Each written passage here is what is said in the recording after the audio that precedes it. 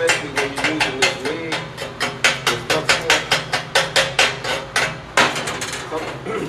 As long as it ain't blowing too hard, you can actually focus it on the thicker piece, it's the bottom, and let it ride up. You know how like a smooth end, that's how I filled that gap up without having to attack it in, and it still did it all the way around. Yeah, it did real good. So let you take it from here.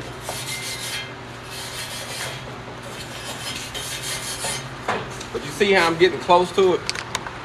That's the main thing. Cheese.